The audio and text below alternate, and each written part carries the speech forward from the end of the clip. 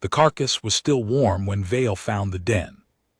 She had been foraging for thornroot at the base of the Cathara ridge, her gathering satchel half full, and her ankles still aching from the fall she had taken 3 days ago. The blood scent hit her first iron-sharp, layered under something muskier that made the fine quills along her forearms stand straight. She was 10 years old and had lived on the frontier settlement of Duskalo her entire life, but she had never smelled anything like this.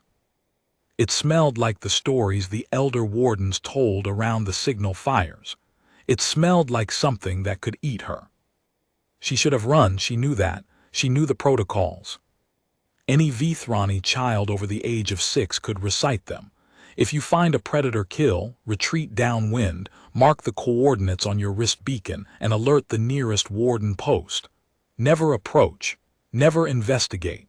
The beasts of Cathara were not pets, not curiosities, not friends.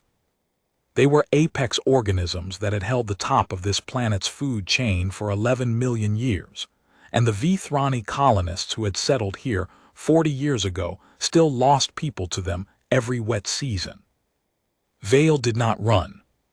She heard a sound, thin, reedy, nothing like the deep-chested rumble that adult ridge-stalkers produced. It was more like a whistle through broken reeds. A cry, small and desperate and repeating, coming from behind a curtain of matted fur and exposed rib bones where the mother's body had been torn open by something even larger. She crouched, pushed aside a flap of blood-crusted hide and found them. 3 cubs, each no larger than her forearm, slick with afterbirth, their eyes still sealed shut. Their quill crests lay flat against skulls that were mostly cartilage, and their 6 legs churned uselessly against the packed earth of the den. The largest of the 3 had its mouth open and was producing the sound, that thin, broken whistle that had pulled Vale off the trail. The mother was dead. Whatever had killed her had done it recently. The body heat was still radiating in waves that Vale could feel against her faceplates. She could see the claw marks, 4 parallel gouges, each as wide as her wrist, raking across the flank. A territorial kill. A bull ridge-stalker asserting dominance during mating season, probably, and the mother had been denning too close to the boundary. The cubs were hours old, maybe less. Vale knew what happened to orphaned ridge-stalker cubs. She had asked the warden captain once, a grizzled Vithrani named Torque who had lost 3 fingers to a juvenile male 6 years ago. He had looked at her with the patient expression adults reserved for children who asked questions about death and said, "They die, Vale. Slowly, if we're unlucky and they wander into the settlement. Quickly, if the bulls find them first." She reached into the den and picked up the smallest cub. It was lighter than she expected. Its body was hot, almost feverish, and when her hands closed around its torso she felt the rapid triple beat of its heart through the thin skin. It stopped crying immediately. Its sealed eyes pressed against her wrist, and it nuzzled blindly into the gap between her thumb and forefinger, its mouth opening and closing against her pulse point. The other 2 cubs oriented toward the warmth of her body and began dragging themselves forward on underdeveloped legs. Vale sat down in the dirt beside the corpse of the most dangerous predator on Cathara and let 3 newborn apex killers crawl into her lap. She had no idea what she was doing. She had no training, no protocols, no equipment. She had a half-full satchel of thornroot, a wrist beacon she did not activate, and the absolute bone-deep certainty that she was not going to leave them here to die. That was the beginning. Everything that came after, the training, the terror, the day the entire Vithrani colonial authority realized what she had built, started in that dirt-floored den with blood on her knees and 3 blind cubs pressed against her stomach. She named them before she got home. The largest, the one who had called to her, she named Kor. The middle one who had climbed onto her shoulder during the walk back and refused to come down, she named Setha. The smallest, the runt who fit inside her satchel with room to spare and slept against the thornroot without stirring, she named Pilk. Her mother saw her coming through the settlement gate and dropped the water canister she had been carrying. Vale, her mother's voice was the specific frequency of controlled panic that Vale had learned to recognize. Vale, what is on your shoulder? His name is Setha, Vale said. Don't yell, it scares them. Her mother yelled. The settlement of Duskalo had a population of 412 Vithrani colonists, a single warden post staffed by 8 rangers, and a perimeter fence designed to keep ridge-stalkers out.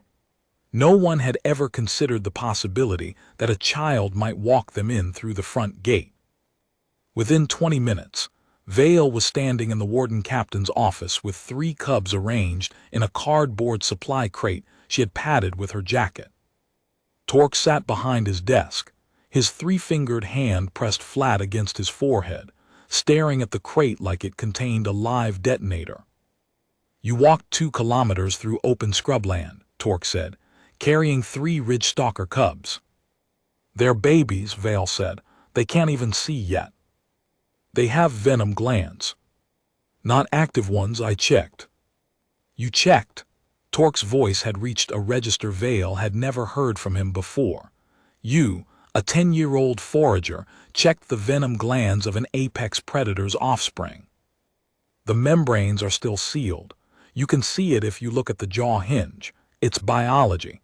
They taught it in school last rotation. Torque looked at the crate again. Core had woken up and was pushing himself upright on 4 of his 6 legs, his quill crest flexing experimentally. Even at hours old, the crest was impressive, translucent spines that caught the overhead light and scattered it in blue-white fragments. He was the size of a small rodent, and he was already trying to growl.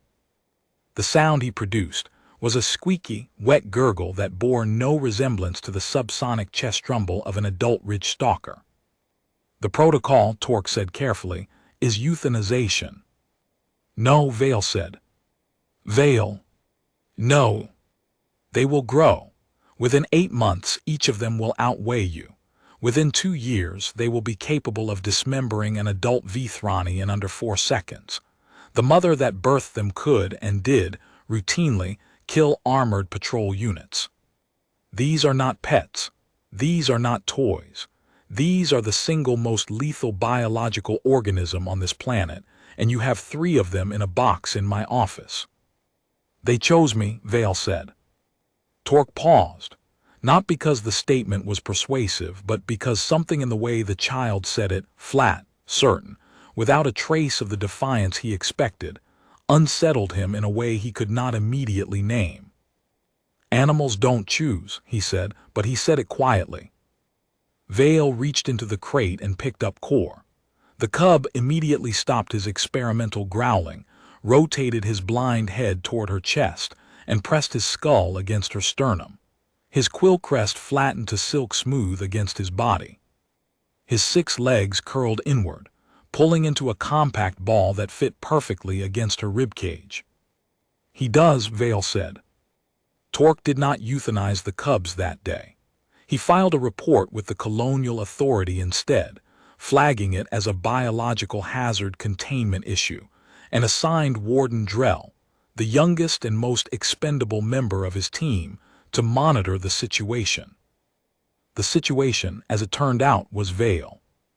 She built a pen behind her family's housing unit using salvaged fencing and thermal blankets.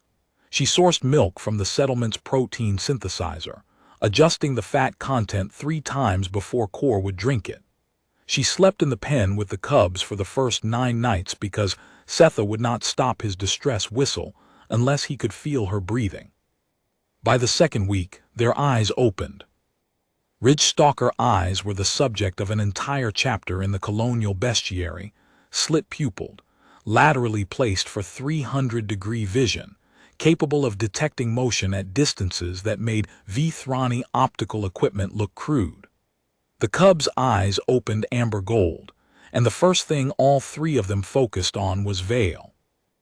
Warden Drell, who had been filing daily reports with the grim efficiency of a man documenting his own eventual mauling, wrote, "The cubs have imprinted on the child. All standard behavioral indicators confirm she is their pack mother. I don't know what this means. I don't think anyone does." He was wrong. The ridge-stalkers knew exactly what it meant. By the 4th week, Core had tripled in size. His legs had hardened, his venom membranes had ruptured on schedule, and his quill crest had grown to full juvenile deployment, a fan of razor-edged spines that could extend and lock in a fraction of a second. He was, by every metric the colonial bestiary used, a functional predator. He was also following Vale to school. The first time it happened, the settlement's education coordinator, a nervous Vithrani named Pren who had taken the frontier posting because it offered hazard pay and a pension, looked up from her morning briefing to find a juvenile ridge-stalker sitting in the corridor outside her classroom. It was sitting precisely the way a trained military animal would sit, haunches tucked, forelimbs braced, head oriented toward the doorway. Its quill crest was half raised, which in the bestiary was listed as alert but not aggressive. Its eyes tracked every adult that passed. Pren locked down the school. She activated the emergency beacon. She called the warden post. Vale walked out of the classroom, crouched beside Core, and said, "I told you to stay home." Core made a sound that was not quite a growl and not quite a purr. He lowered his head until his skull pressed against her knee. His quill crest flattened to nothing. "He followed me," Vale explained to the 4 wardens who arrived with restraint poles and tranquilizer rifles. "He does that." The wardens looked at the restraint poles in their hands. They looked at the tranquilizer rifles. They looked at the juvenile apex predator that was currently having its chin scratched by a 10-year-old girl. None of them moved. That was the first training problem, and Vale solved it the way she would solve every training problem that followed. Not with force, not with fear, not with the elaborate containment protocols the colonial authority kept revising, and she kept ignoring, but with patience and presence and the calm, absolute certainty that the cubs understood her because she understood them. The second training problem came 10 days later, when Core caught a ground skimmer in the pen. Ground skimmers were small, fast, and harmless 6-legged vermin that nested in the settlement's drainage lines. Core caught one between his forepaws, held it down, and looked at Vale. His quill crest was half raised. His venom glands were primed. Every instinct bred into his species for 11 million years was telling him to kill it. Vale crouched beside him. She did not shout. She did not pull his paws away. She placed her hand flat on his flank, felt his muscles trembling with the effort of holding still, and said, "Let it go, Core." He did not let it go. She stayed 5 minutes, 10, her hand on his flank, her voice steady, her breathing even. The skimmer squeaked and thrashed. Core's grip held. At the 12-minute mark, his crest lowered 1 degree. At 15, his forepaw relaxed. At 17, the skimmer bolted free and vanished into the drainage grate. Core looked at Vale. His head tilted. The gesture, she would later learn, meant he was processing something new, fitting a piece into whatever internal architecture governed his understanding of the world. She scratched the base of his crest. "Good," she said. He did not catch another skimmer. Neither did Setha. Neither did Pilk. Vale had not told the other 2. She had not needed to. Whatever Core learned, the pack learned. That was ridge-stalker intelligence operating at a level the bestiary did not acknowledge, observational learning, transmitted through the pack bond, faster and more reliable than any training protocol. The third problem was Setha and the market. Setha had developed a fixation on the settlement's open-air market, specifically on the protein vendor 3 stalls from the gate. He would sit outside the market's boundary fence, perfectly still, his ears rotating toward the sound of cooking, and produce a low, continuous whine that vibrated in the ground and made the vendor's inventory tremble on its shelves. "He wants the smoked Cathara hen," Vale told the vendor, a broad-shouldered Vithrani named Os who had not left his stall in 3 days because a juvenile ridge-stalker was parked outside it. "He can smell it from the pen." "He can have it," Os said, in the voice of a man negotiating with a hostage-taker. "He can have all of it, Please make him stop." Vale bought a single strip of smoked hen with her week's allowance. She broke it into 3 pieces, walked to the boundary fence, and held one piece through the mesh. Setha did not lunge, he did not snap. He leaned forward, delicately, almost absurdly delicately for an animal whose jaw could crush compacted alloy, and took the piece from her fingers with the precision of a surgeon. After that, Vale added a market stop to the morning rounds. Setha walked past the protein stall. Os tossed a strip of hen over the fence, and Setha caught it midair without breaking stride. Within a month, Os had started saving off-cuts specifically for the cubs, and within 2 months he had renamed his best-selling item Stalker Strips, and was doing triple his previous volume because half the settlement came to watch the daily feeding. The cubs were becoming part of Duskalo, not as threats, not as curiosities, as neighbors. Not everyone approved. A faction of colonists, led by a retired engineer named Brecca who had lost her son to a ridge-stalker attack 8 years earlier, circulated a formal petition demanding the cubs' removal. 53 signatures. Brecca delivered it to Torque's office personally, her face set in the hard lines of a grief that had calcified into principle. "Those animals killed my boy," she said. "Different animals, same teeth. Get them out of my settlement or I go to the capital." Torque read the petition. He looked at Brecca with the expression of a man who understood her pain and could not fix it. "I hear you," he said. "I do." He filed the petition and did nothing. 2 weeks later, Brecca's housing unit had a heating system failure during the cold snap. She woke at 3 in the morning to find the temperature inside dropping toward dangerous levels. The repair crew 4 hours out. And when she opened her front door to check the external unit, Pilk, lying across her doorstep with his body heat radiating through the threshold like a living furnace. He had been there since midnight. Nobody had told him to go. Nobody had known the heating had failed. Pilk had sensed the cold stress signatures from across the settlement, and he had walked to the source. Brecca stood in her doorway and looked at the apex predator that was keeping her alive. Pilk looked back with his amber gold eyes and made his listening hum, that low, steady frequency that said, "I know you are hurting. I am here. I will not go." She did not withdraw the petition, but she stopped adding signatures. She started walking Core to school every morning. Then Setha. Then Pilk, who was smaller and slower but who screamed bloody murder if he was left behind. They walked in formation, Core on her left, Setha on her right, Pilk draped across her shoulders like a living scarf, and the settlement learned to make way. It wasn't fear, exactly. It was something more complicated. The colonists of Duskalo had lived beside the ridge-stalkers for 40 years, had buried 16 of their people to the beast's teeth and venom, had built every structure and protocol and defensive system around the foundational assumption that these animals were the enemy. And now a child was walking 3 of them through the market square like they were house pets, and the animals were behaving. More than behaving, they were watching. That was the part that unnerved people. The cubs didn't just follow Vale. They monitored their environment with a tactical awareness that adult ridge-stalkers displayed only during pack hunts. Core's head swiveled constantly, tracking movement, cataloging threats.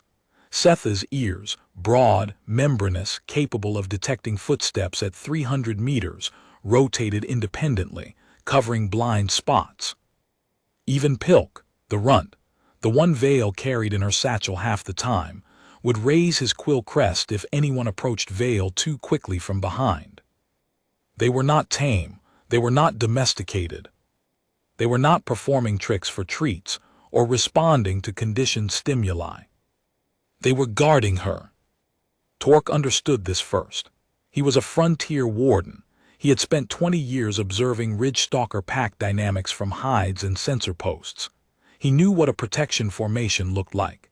He had seen adult ridge-stalkers arrange themselves around injured pack members in exactly this pattern, the strongest at the flanks, the most alert behind, the smallest tucked close to the body being defended. She's not their owner, he told Warden Drell during a late-night debrief, both of them watching the security feed from the pen camera. On screen, Vale was sleeping in the dirt with 3 cubs arranged around her in a perfect defensive perimeter. She's not their trainer. She's their alpha, she's their pack, and they will kill for her. That's not speculation, that's what ridge-stalkers do. Drell looked at the screen. She's 10, he said. She's pack mother to 3 apex predators, Torque corrected. The age doesn't matter to them, the bond does. By the 3rd month, the colonial authority sent an observer. His name was Director Halm, and he arrived on the supply shuttle with a briefcase full of regulatory documentation and the specific expression of a bureaucrat who has been told something impossible and resents having to verify it personally. He was senior staff from the Department of Wildlife Containment at the Vithrani colonial capital, and he had been sent because Torque's reports had escalated from unusual animal behavior to potential Class 7 biosecurity exception, and nobody at headquarters could figure out what that meant. Halm spent his first hour in Duskalo reviewing the warden logs. He spent his second hour reading the Colonial Bestiaries chapter on ridge-stalkers, specifically the section titled Threat Classification, Maximum No Domestication Pathway Identified. He spent his third hour standing at the perimeter fence, watching Vale conduct what the settlement had started calling her morning rounds. The morning rounds were not a formal training protocol. They were not based on any recognized animal handling methodology. They were, as far as Halm could determine, a 10-year-old girl taking 3 increasingly large predators for a walk through the scrubland outside the settlement, stopping periodically to practice commands she had invented herself. Core hold. The largest cub, now the size of a medium draft animal, his quill crest a full half-meter of iridescent razor spines, stopped mid-stride. He did not slow down, he stopped, all 6 legs locking simultaneously, his body converting from fluid motion to absolute stillness in a fraction of a second. His eyes fixed on a point in the middle distance. His crest stayed flat. Setha wide. The second cub broke left, circling to a flanking position 30 meters out. He moved low, belly brushing the scrub grass, his legs working in the alternating tripod gait that adult ridge-stalkers use during stalking approaches. He was silent. He was fast. He covered the distance in seconds and settled into a crouch facing the opposite direction from core, creating a 2-point coverage pattern that any military tactician would have recognized. Pilk here.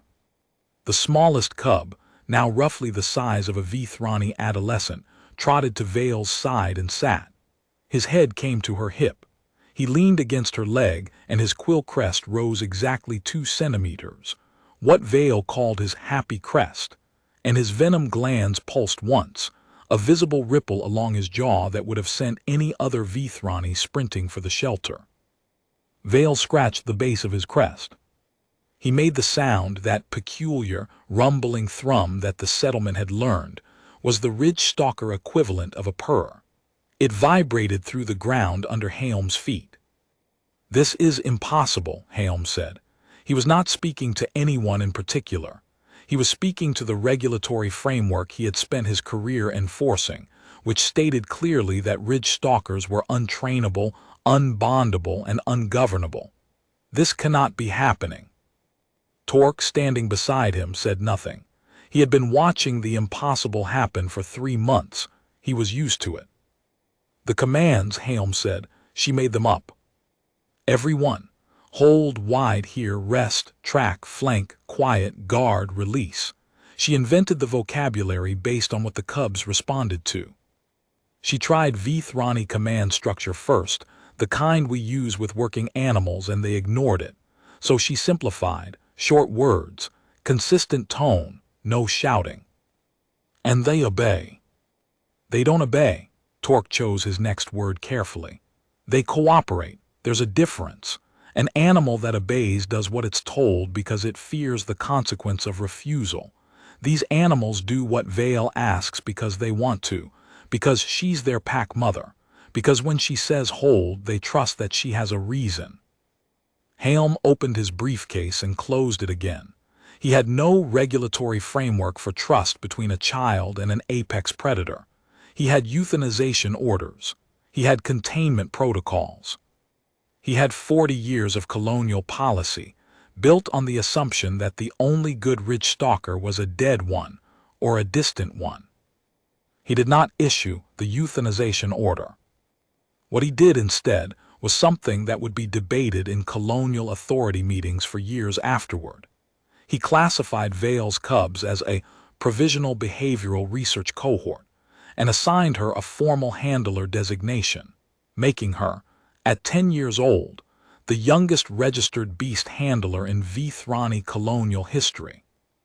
Vale did not care about the designation. She cared about the fact that it meant they couldn't take her cubs away. The training continued. It was not the training that the colonial authority imagined when they used the word. There were no drills, no schedules pinned to a wall, no progression charts or evaluation rubrics. It was Vale waking up every morning in the pen, covered in cub weight and fur dust, and walking into the day with 3 animals who wanted to be near her. Month 4 was the month of mistakes. Core ate Vale's entire protein ration while she was bathing. She came back to the pen to find the empty container upended and Core sitting beside it with the expression of an animal who understood guilt was coming, but had not yet grasped the concept of shame. Vale did not shout. She sat down across from him, held up the empty container and said, "This was mine." Core lowered his head, his crest flattened. He did not try the food container again. But it was the following week that taught Vale something more important. She was running a simple recall exercise, calling the cubs from 30 meters, when a flock of sky screamers burst from the scrub and Setha bolted.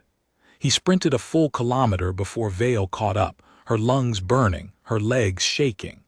He was standing at the edge of a ravine, panting, the flock long gone. "Setha," she said, gasping, "here." He came back, immediately without hesitation, the recall overriding every hunting instinct.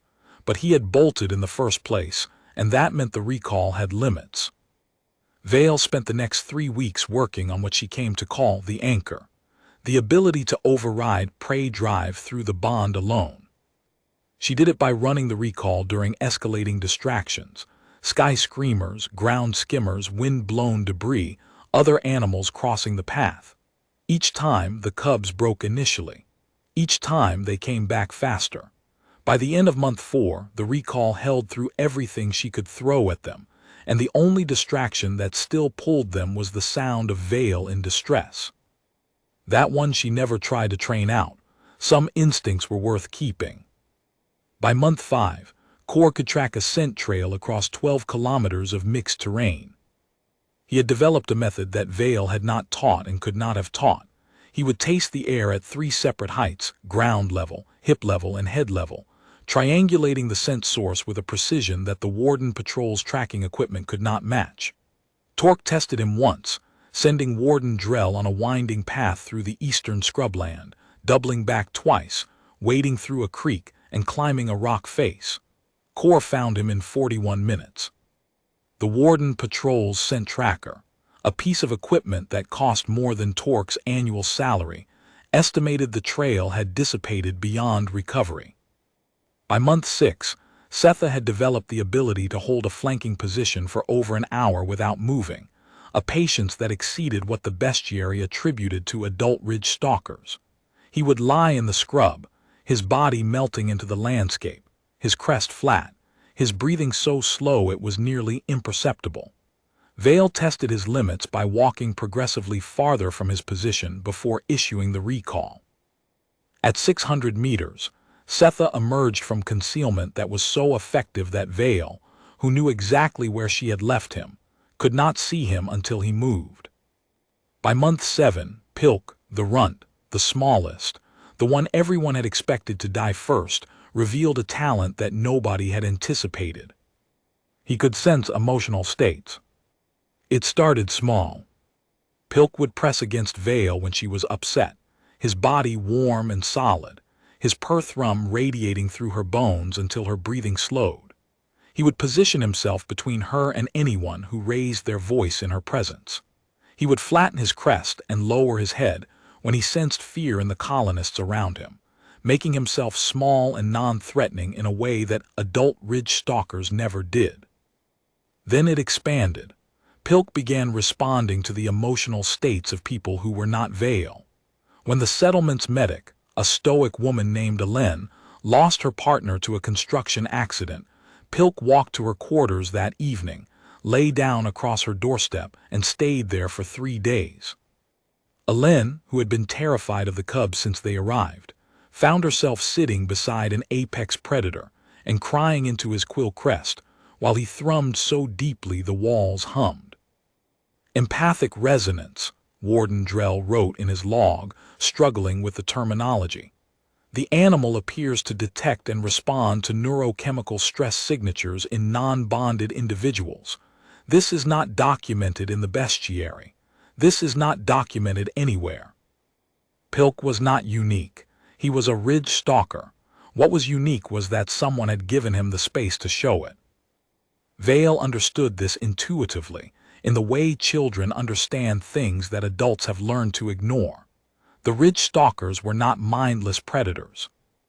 They were social, intelligent, emotionally complex organisms that had evolved in packs governed by bonds as intricate as any Vithrani family structure. The colonial authority had spent 40 years treating them as threats to be managed, and in doing so had never learned what they were capable of when they were not afraid. The cubs were not afraid of Vale, and because they were not afraid, they showed her everything. The real test came in month 8, on the ridge trail above the eastern watershed. Vale had taken the cubs on an extended tracking exercise, a full-day circuit through terrain they had not covered before. She was pushing boundaries deliberately, expanding the operational range, building confidence in unfamiliar ground. Torque had argued against it. Vale had listened to his argument, nodded, and gone anyway. She was 11 by then, and had developed the frontier child's instinct for knowing when caution was wisdom, and when it was just fear wearing a responsible face. They were 3 kilometers from the settlement when Core stopped. Not the trained hold. Something different, every muscle in his body locked. His quill crest deployed to full extension, the combat configuration, spines angled forward, razor edges catching the light. His lips peeled back from the secondary mandibles. And the death call started, low and deep and building, a frequency that Vale felt in her marrow. She froze.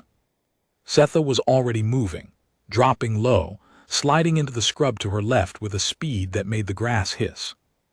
Pilk pressed against her leg, his own crest half raised, his body vibrating with a tension she had never felt from him before. Then she smelled it, the musk, layered and rank, flooding the air from upwind. Adult ridge-stalker, male, big from the intensity of the scent. The territorial markers on the nearby rocks were fresh, deep claw gouges still oozing resin from the split bark. She had walked them into a bull's territory. The bull appeared on the ridge above them. He was enormous, half again Core's size, his quill crest a jagged crown of scarred and broken spines, his hide latticed with old battle marks. His 6 legs were braced on the ridgeline like columns, and his head was lowered, and he was looking directly at Vale. Not at the cubs, at her, the intruder. The thing that did not belong. Every protocol she had ever learned said run. Every instinct she had ever developed from 2 years on the frontier said run. The bull ridge-stalker was faster, stronger, and built for exactly one purpose, and she was an 11-year-old girl standing in his territory with nothing between them but 30 meters of open scrubland. Vale did not run. She placed her hand on Core's shoulder. He was shaking, not with fear, but with the contained violence of an animal that wanted to charge and was waiting for permission. His death call was loud enough now that the rocks around them hummed. "Quiet," Vale said. Core's death call stopped. The silence that replaced it was enormous. The bull took one step down the ridge. His own death call started deeper, older, a frequency that made Vale's vision blur at the edges. He was not bluffing. He was declaring territory, asserting dominance, and the three juveniles in front of him were either going to submit or die. Vale took a step forward. Behind her, Pilk made a sound she had never heard before, a high, keening note that cut through the bull's death call like a needle through fabric. It was not a warning. It was not a cry. It was, she would learn much later, the ridge-stalker distress signal that cubs used to appeal to a pack alpha. Pilk was not calling for help. He was telling the bull that the pack alpha was standing right in front of him. The bull stopped. His death call faltered, not ceasing but dropping, uncertain, his head tilted. The same gesture Core made when he was processing something new. Vale took another step. She was 15 meters from a wild apex predator that could cover the distance in under a second. Her hand was steady. Her breathing was even. She could feel her heart slamming against her ribs, but her body did not show it, because she had learned from Core, from Setha, from Pilk, that these animals read posture the way Vithrani read words. What her body said mattered more than what her mouth did. Her body said, "I am not prey, I am not a threat, I am here." The bull's crest lowered, 1 degree, 2. His death call subsided to a rumble, then to nothing.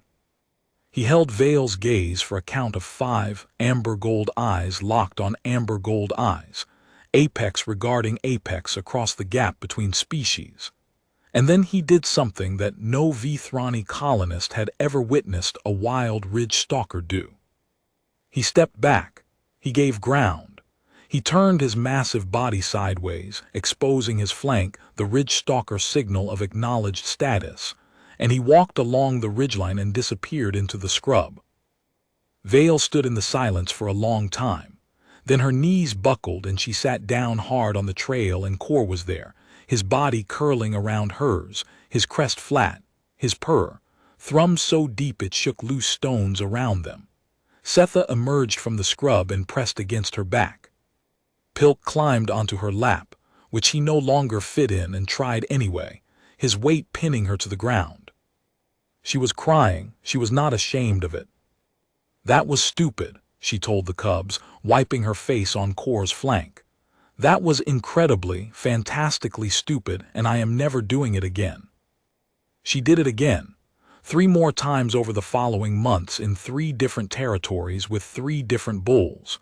Each time the sequence was the same: the crest display, the death call, the standoff, and then the step back, the acknowledgement. Word spread through the ridge-stalker population, the way Vale's reputation had spread through the settlement. Not through language but through scent, through territorial markers, through the deep chemical communication that the species used to map their social world. Something new had entered the hierarchy, something that did not fit any existing category, but that every ridge-stalker that encountered it recognized. Pack Mother Alpha Family. By month 9, the training had evolved into something that had no name. It was not obedience training. It was not behavioral conditioning. It was, as close as anyone could describe it, a conversation, ongoing, deepening, conducted in a shared language of gesture, tone, touch, and trust that Vale had built from nothing, and that the cubs had learned to speak. She did not command them. She consulted them. When she wanted Core to run a tracking exercise, she would crouch beside him, place her hand on his shoulder, and point. He would look where she pointed, taste the air with the specialized scent organs in his jaw, and then look back at her. If he found the trail, he would lean forward. If he didn't, he would look at her and wait. There was no punishment for failure. There was no reward for success, beyond the evident satisfaction Core took in working with her. Helm came back for a second visit at the 9-month mark. He brought 2 colleagues from the Behavioral Sciences Division and a security detail of 4 armed wardens. The security detail was unnecessary. The behavioral scientists were unprepared. They watched Vale run her cubs through what she called the long pattern, a complex, multi-stage exercise that combined tracking, flanking, holding, and recall across a 2-kilometer stretch of ridgeline. The cubs moved with coordinated precision that the scientists initially attributed to extensive drilling. Then Vale changed the pattern mid-exercise. She altered 2 command sequences without warning, adding a recall at a point where the cubs expected a flanking order. The cubs adjusted in real time. Core broke from his tracking line, circled back, and took a holding position he had never been asked to take before. Setha reversed his flanking direction to compensate. Pilk, who had been at Vale's side, sprinted 40 meters downhill to fill the coverage gap that Core's repositioning had created. None of them hesitated. None of them waited for a command to cover the gap. They read the new pattern, understood its logic, and adapted independently. "They're problem-solving," one of the scientists said, her voice thin. "They're not responding to commands. They're interpreting intent." "Yes," Vale said, because she was standing close enough to hear, and because she had known this for months. The scientist looked at the child. She looked at the 3 apex predators arranged in a textbook containment pattern on the hillside, every one of them oriented toward Vale, with the focused attention of soldiers, awaiting their next order from a trusted commander. "How?" the scientist asked. Vale considered the question. She was 10, nearly 11, and she had spent 9 months building something that the entire Vithrani colonial apparatus had declared impossible. She did not have the vocabulary for what the scientist was really asking, which was, how do you teach an apex predator to trust you? "I don't scare them," Vale said, "and I don't leave." That was the answer. It was the only answer. Everything else, the commands, the patterns, the formations, the exercises, was built on that foundation. I don't scare them. I don't leave. I am here, I am steady, I am not afraid of you, and I will not go. The cubs understood this. They had understood it from the moment Vale sat down in the dirt beside their dead mother and let 3 blind, helpless organisms crawl into her lap. She had chosen them, and they had chosen her, and the bond between them was not training. It was family. The incident that changed everything happened on Vale's 11th birthday. The settlement held a small celebration, the kind that frontier colonies managed, with synthesized cake and a handful of presents wrapped in packing material. Vale's mother had spent a week sourcing pigments for a set of drawing implements, and her father had carved a ridge-stalker figurine from hardwood that was so detailed it made Torque uncomfortable. The cubs were in their pen. They were too large for the housing unit now. Core stood shoulder height to an adult Vithrani and weighed twice as much. But they tolerated the pen because Vale slept there most nights, and because the pen smelled like her. The raiders came at dusk. They were Vreth, a mercenary species that operated in the frontier zones, hitting isolated colonies for supplies, equipment, and anything else they could strip and sell. 3 vehicles, 12 armed fighters, no warning. They blew the east gate with a shaped charge and were inside the perimeter before the settlement's alarm system finished its first cycle. Torque had 4 wardens on duty. 2 of them were at the west post, too far to respond. The other 2 were caught in the open and pinned down within the first 30 seconds. Vale was in her family's housing unit when the wall blew in. The shaped charge had been aimed at the settlement's power junction, which was 3 meters from the housing unit's east wall. The blast tore through the prefab paneling like it was paper and threw Vale across the room. She hit the far wall, slid down, and lay stunned on the floor while dust and sparks rained around her. She could hear screaming Vithrani voices, high and panicked, mixed with the guttural Vreth command barks.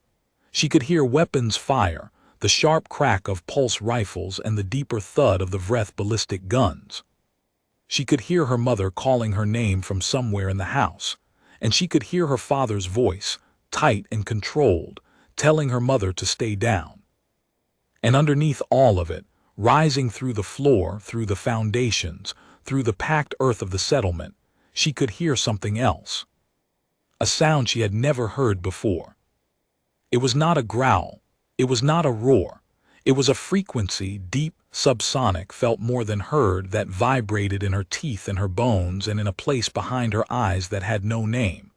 It was the sound ridge-stalkers made before they killed. She knew this from the bestiary, from the warden reports, from Torque's stories. It was the death call, the hunt frequency.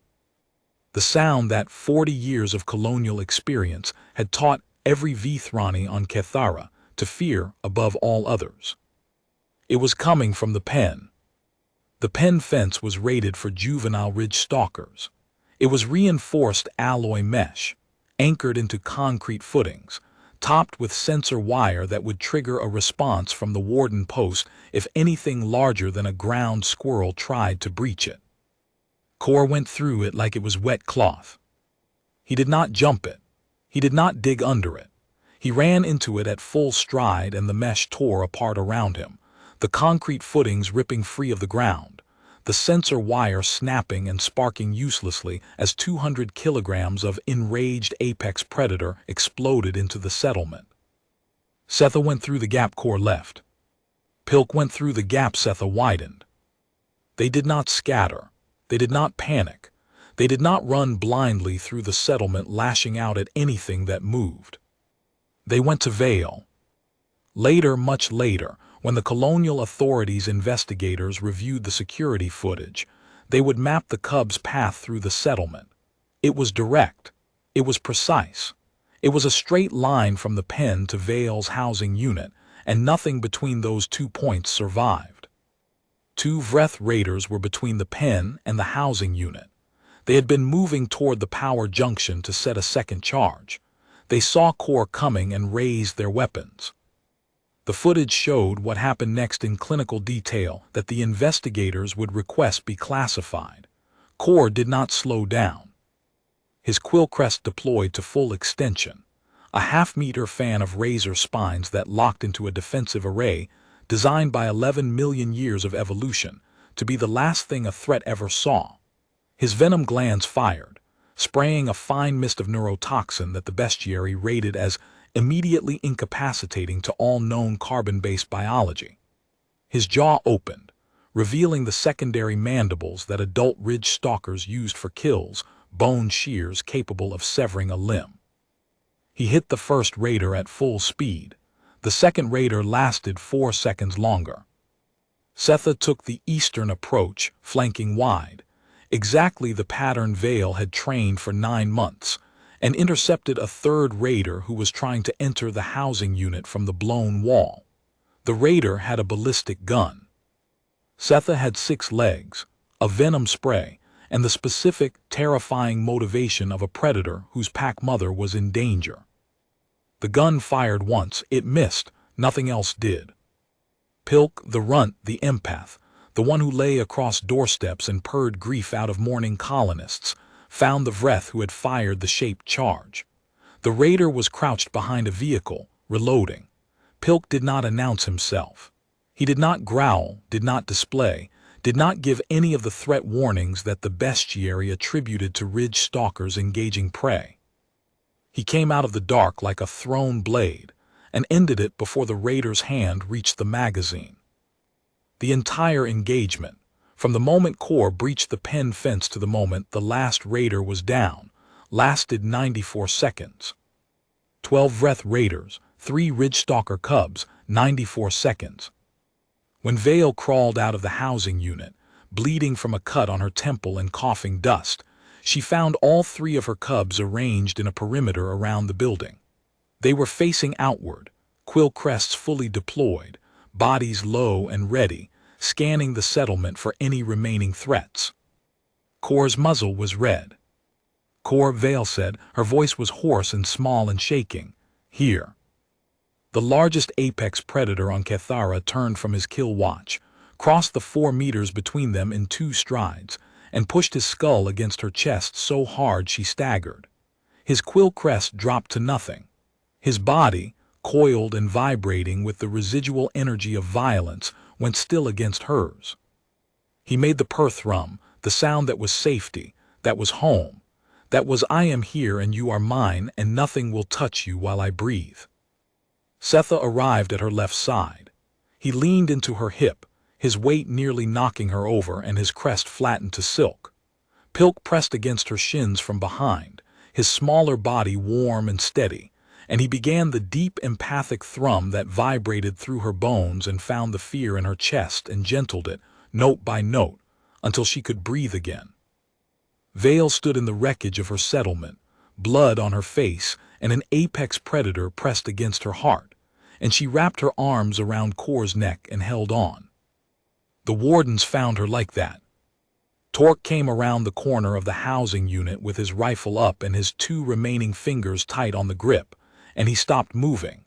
The scene in front of him, the child, the 3 beasts, the absolute stillness after violence, was something he would carry for the rest of his career.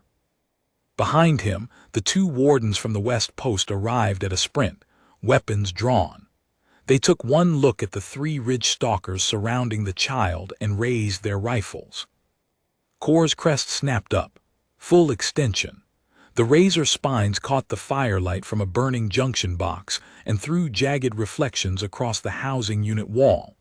His body dropped into the killing crouch, low, coiled, the subsonic death call rising in his chest so loud it made the warden's armor plates rattle.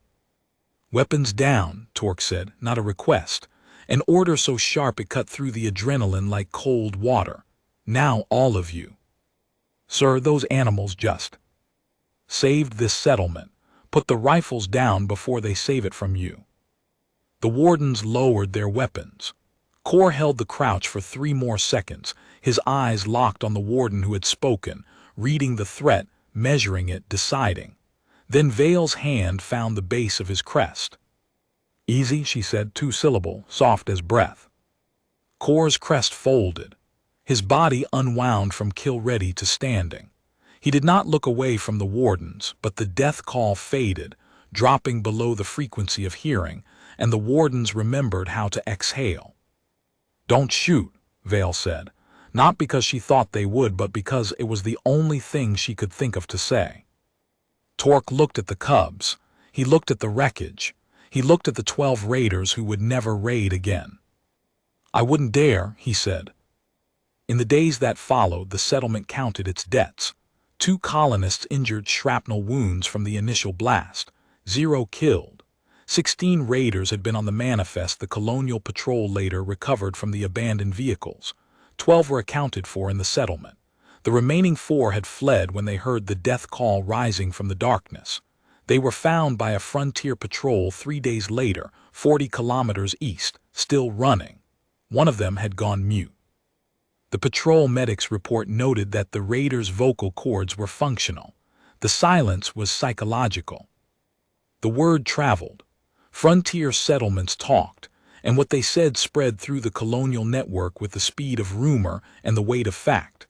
Duskalo had ridge-stalkers inside its perimeter, bonded to a child, and the last people who had tested that bond were in body bags or therapy. 3 other frontier settlements sent messages to Torque within the week, all asking the same question: how? Director Halm arrived 3 days later with a full investigation team, a security contingent, and what the colonial authority called a disposition assessment, bureaucratic language for deciding whether the cubs would be allowed to live. He stood in the warden office and reviewed the footage. He watched Kor breach the fence. He watched Setha's flanking maneuver. He watched Pilk come out of the darkness. He watched the aftermath, the child, the beasts, the stillness. He watched it twice.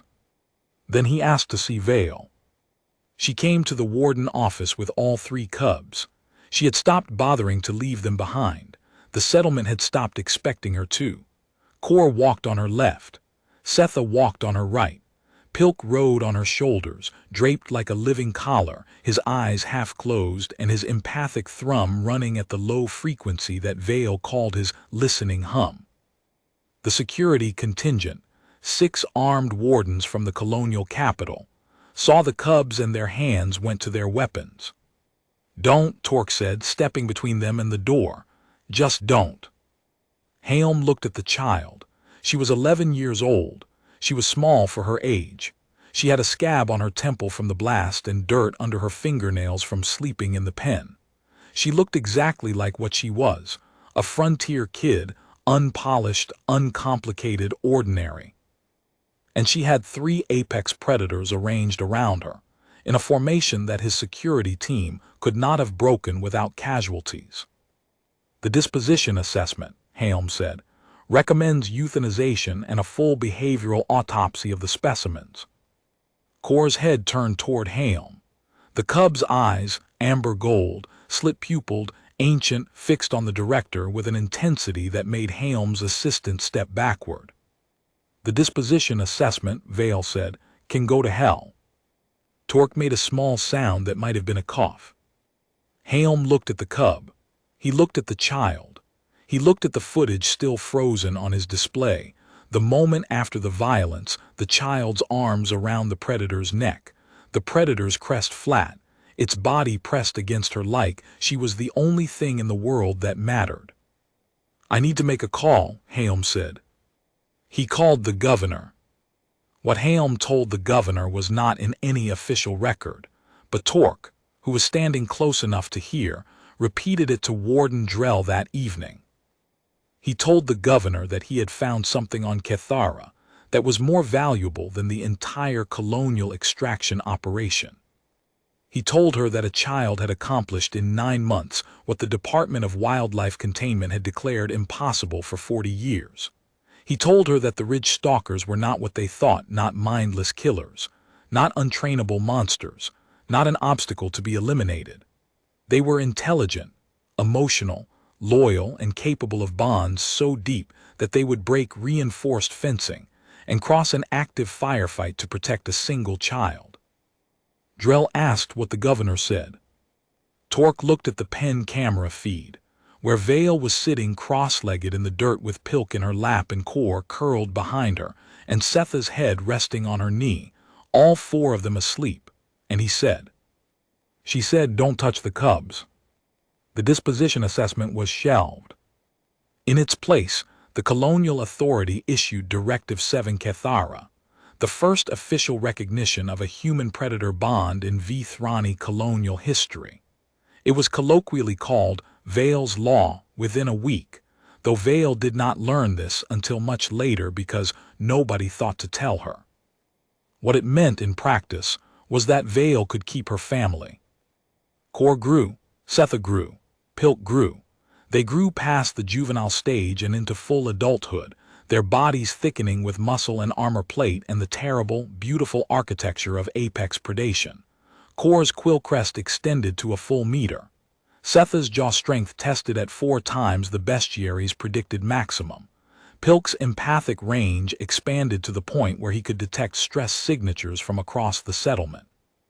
They were the 3 largest ridge-stalkers ever recorded in proximity to a Vthrani habitation. They were also the 3 gentlest. Vale did not train them to be gentle. She did not have to. They were gentle because she was gentle. They were gentle because she had taught them, not with commands or protocols or conditioning, but with 9 months of sleeping in the dirt beside them, of cleaning their wounds, of scratching the base of their crests until they purred, of showing up every morning and every evening and every moment between. That gentleness was not weakness. That being soft with the people you loved did not make you less capable of being hard with the people who threatened them. The Raiders had learned this, 12 of them in 94 seconds. Vale was 12 when the second assessment team came. This time they did not come to evaluate the threat. They came to study the bond. Scientists, xenobiologists, behavioral ecologists, a full research contingent from the Vthrani Science Directorate, authorized to observe and document what Torque had started calling, with his typical frontier understatement, the dusk hello situation. They stayed for 6 weeks. They filled 17 data volumes. They recorded over 400 hours of interaction footage. In week 3, the lead researcher, a xenobiologist named Dr. Prella, who had published the definitive paper on ridge-stalker aggression patterns, asked Vale to demonstrate what she called the hardest thing. "What do you mean?" Vale asked. "The thing that took the longest to teach them, the thing they resisted most." Vale thought about it. She looked at Kor, who was lying in the shade of the pen, his massive body stretched out, his quill crest shimmering as it caught the afternoon light. She looked at Setha, who was running a perimeter pattern along the outer fence with the automated precision of a sentry drone. She looked at Pilk, who was sitting at her feet with his head tilted, watching Dr. Prella with the focused attention he gave to anyone who interested him. "Trust," Vale said. "You taught them to trust you." "No, I taught them to trust other people." She paused. "They trusted me from the start. That was the easy part. The hard part was teaching them that I trusted the settlement so they should too. That when someone walked toward me, it wasn't always a threat. That voices raised in the market were haggling, not aggression. That children running and screaming were playing, not fleeing." She crouched beside Pilk and placed her hand on his chest, where the empathic resonance organ produced the listening hum. He learned first, because he could feel the difference. He could sense that the colonists were afraid but not hostile, and he stopped reacting to the fear. Kor and Setha learned from him. Dr. Prella looked at the cub. She looked at the child. She had spent 20 years studying ridge-stalkers as predators and had never once considered them as students. "What was the breakthrough?" she asked, "the moment they understood?" Vale smiled. "Os's smoked hen.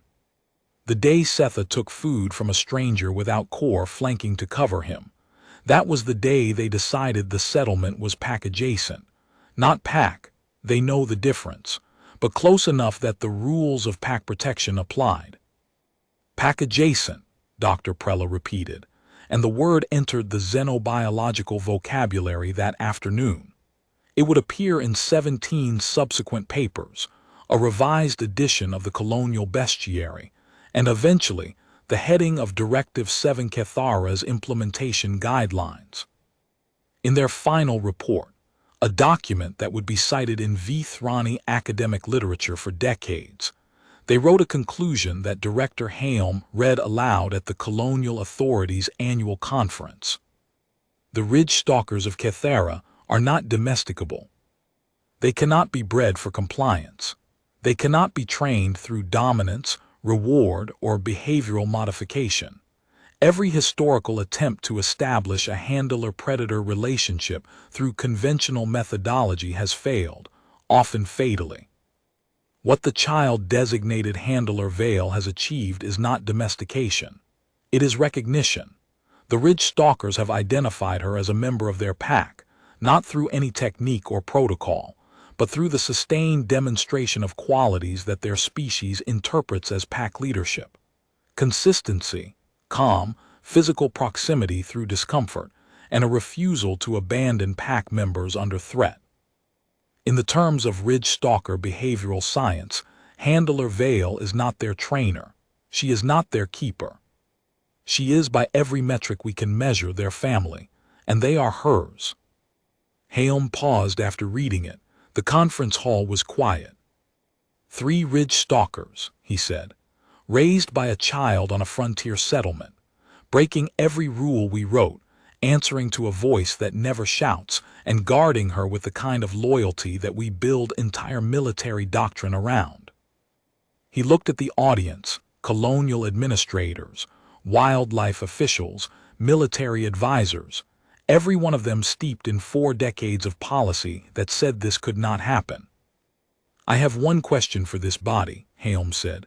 "Not about the cubs, about us. The child did what we said was impossible. She did it without our training, without our protocols, without our help. She did it because she sat down in the dirt next to 3 dying animals and refused to leave." He closed the report. "What does it say about us that we never tried?"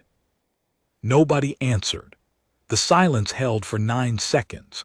Then a voice from the back of the hall, a warden from a frontier settlement on the southern continent, a woman who had lost her entire patrol unit to a ridge-stalker ambush 4 years earlier, said, "Because we were afraid." Halm nodded. "Yes," he said, "we were." He set the report down. The child was not afraid. That is the difference. Not training, not technology, not protocol. The child walked into a den full of blood and death, and she was not afraid. And the ridge-stalkers, who have spent 11 million years perfecting the ability to identify threats, looked at her and saw what she was, someone who would not leave them. He looked at the audience one more time. We have an entire planet full of these animals. We have spent 40 years treating them as the enemy. One child proved us wrong in 9 months. I will let that fact sit with each of you for as long as it needs to. The conference ended. Policy changed. Not quickly, bureaucracies do not pivot, they grind, but the direction shifted. 3 new frontier settlements applied for behavioral observation permits within the year. 2 research stations were established near known ridge-stalker denning grounds. The bestiary was revised for the first time in 26 years, and the revision included a new chapter titled Social Bonding Pathways, with a dedication page that read simply, "For Handler Vale of Duskalo, who showed us what we should have seen." Vale, who was not at the conference because she was 12 years old and had better things to do, was at that moment lying on her back in the scrubland outside Duskalo. Core was beside her, his massive body radiating heat, his quill crest flat and shimmering in the last light. Setha was 20 meters out, running a perimeter pattern that Vale had not asked for but that he performed every evening without being told. Pilk was on her chest, his weight pressing her into the ground, his empathic thrum vibrating through her ribs in a rhythm that matched her heartbeat. Above them, the sky of Kethara was turning from gold to indigo, the 3 moons rising in sequence, and in the long grass the night insects were beginning their chorus. "You know what they're talking about, right?" Vale said to Pilk, who was asleep and did not care. "They're talking about us, about what you are, about what we did." Pilk's ear twitched, his thrum deepened by half a note. Vale scratched the base of his crest. He sighed, a sound that was so specifically, impossibly gentle from an animal that could bite through alloy plating that it made Vale smile every time. "They think it's complicated," she said. "They think it's science. They think it's some big mystery." She closed her eyes. Core shifted beside her, his massive flank pressing warm against her side. Setha's footsteps whispered through the grass at the edge of hearing, steady and sure and eternal. "But it isn't," Vale said. "It's easy. You just have to show up. You just have to stay." Pilk purred. The moons rose. Somewhere in the settlement, Brekka, the woman who had petitioned for the cub's removal, whose heating unit Pilk had warmed through the cold snap, whose grief had bent but not broken, set a bowl of water outside her front door. She had been doing it for 2 months now, ever since Pilk had started his evening patrol past her unit. She did not tell anyone. She did not need to. Pilk drank from the bowl every night, and every night Brekka watched from her window, and neither of them spoke about it because some things do not need words. As, the market vendor, had already placed tomorrow's stalker strips in the cold case. He had started carving small ridge-stalker figures from cooking bone and selling them alongside the smoked meat. The figures were clumsy, nothing like Vale's father's woodwork, but they sold out every week. People wanted to take a piece of the story home. Torque was at the warden post, writing his evening log. He had been a frontier warden for 22 years, and in that time he had written thousands of entries about ridge-stalker sightings, attacks, kills, and narrow escapes. Tonight's entry was different. Tonight's entry was 3 words long: settlement secure, pack. He looked at the words for a long time, then he added one more: home. In the scrubland, the pack slept. 3 ridge-stalkers, each one capable of disassembling an armored vehicle, arranged in a defensive perimeter around a 12-year-old girl who smelled like dirt and thornroot, and who had never once, in 2 years of raising the most dangerous predators on the planet, raised her voice at them. She had not needed to. She had only needed to stay. 3 cubs, 1 child. A frontier settlement that had been afraid of everything until a 10-year-old girl walked 3 monsters through the gate and taught an entire colony that the most dangerous thing on Cathara was not the beasts in the wild. It was the distance they had kept from them.